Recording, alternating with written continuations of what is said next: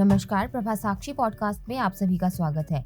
आज के इस पॉडकास्ट में बात करेंगे कि पाकिस्तान इलेक्शन हर चुनाव इतिहास दोहराता है, बस किरदार बदल जाता है। सेना अपनी कठपुतली को ही कुर्सी पर बिठाता है। तो आइए सुनते हैं आज के इस पॉडकास्ट को। लेकिन उससे पहले अगर आपने हमारे चैनल को सब्सक्राइब नहीं किया है तो जरूर कर लें, ताकि आप रोज ऐसे ही इंटरेस्टिंग और जानकारीपूर्ण पॉडकास्ट सुन सकें।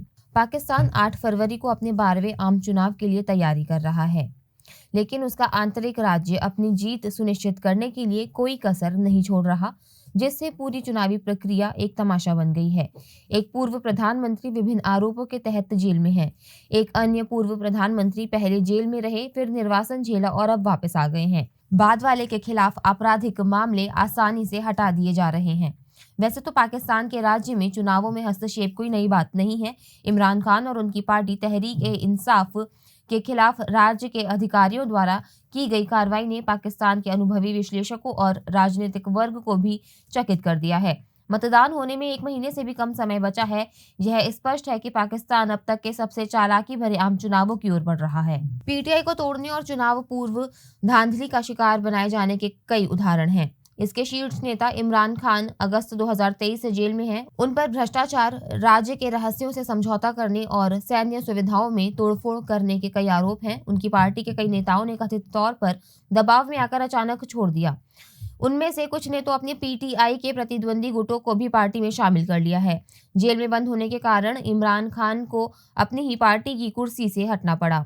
इमरान खान सहित पीटीआई के कई चुनावी उम्मीदवारों के नामांकन पत्र पाकिस्तान चुनाव आयोग द्वारा खारिज कर दिए गए हैं, जो तथाकथित स्वायत्त निकाय है जो चुनाव कराने के लिए जिम्मेदार है।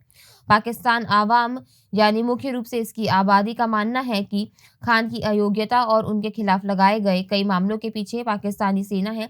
पाकिस्तान का इतिहास सेना द्वारा नागरिक सरकार पर अपना प्रभुत्व स्थापित करने के ऐसे कई उदाहरणों से भरा है। पाकिस्तान का इतिहास सेना द्वारा नागरिक सरकार पर अपना प्रभुत्व स्थापित करने के ऐसे कई उदाहरणों से भरा पड़ा है। अतीत में जब सेना के जनरल आधिकारिक तौर पर सत्ता में नहीं थे, तब भी वे देश के निर्णय लेने और इसके राजनीतिक नेतृत्व को प्रभावित करते थे। दशकों से राजनीति में सेना के लगातार हस्तक्षेप के कारण ही पाकिस्तान में लगातार राजनीतिक संकट बना हुआ है, जिससे एक गहरे राज्य की स्थापना हुई है। आज पाकिस्तान के गहरे राज्य को प्रत्यक्ष या प्रकट राजनीतिक नियंत्रण बनाए रखने की आवश्यकता नहीं है, क्योंकि देश में किए गए हर रणनीतिक निर्णय पर उसका वास्तविक नियंत्रण होता है। 2018 के चुनावों से ठीक पहले नवाज शरीफ की पाकिस्तान मुस्लिम लीग एन इसी तरह सत्ता प्रतिष्ठान के क्रोध का शिकार थी और बाद में सत्ता प्रतिष्ठान के आशीर्वाद से पीटीआई सत्ता में आई थी। इसके बाद इमरान खान ने तेजी से पाकिस्तानी सेना के साथ करीबी रिश्ते बनाए। अपने प्रधानमंत्रित्व काल के दौरान उन्होंने कश्मीर मुद्दे पर अपने रुख के संदर्भ में सेना के एजेंडे को काफी आगे बढ़ाया, अमेरिका के साथ संबंधों में सुधार किया और कुछ हद तक बढ़े हुए सैन्य खर्च को बनाए रखने के लिए धन जुटाने का प्रबंध किया।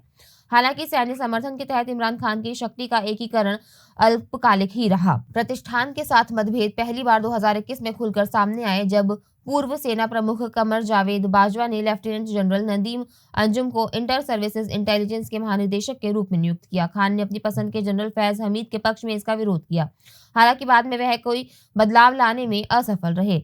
बाद में खान और बाजवा दोनों में विदेश नीति के मुद्दों पर मतभेद होने लगे। इसके अलावा खान ने विभिन्न राजनीतिक मंचों पर सेना के साथ अपनी निजी चर्चा के बारे में खुलकर बोलना शुरू कर दिया, जिसे शायद सत्ता प्रतिष्ठान ने अच्छी तरह से स्वीकार नहीं किया, जिसके कारण इमरान खान को जेल में डाल दिया गया। वर्तमान परिदृश्य में ऐसा लगता है कि इतिहास फिर से दोहरा रहा है।